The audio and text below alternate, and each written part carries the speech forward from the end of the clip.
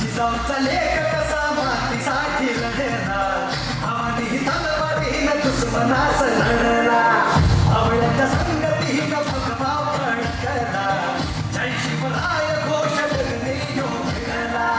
म्हणाल भरा, कुणाल भरा, जयतेचा राजाची चुरा.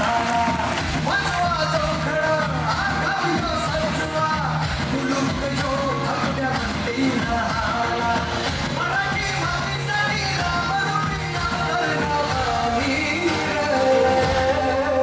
माझ्या मनामध्ये शिवाचं नाव, माझ्या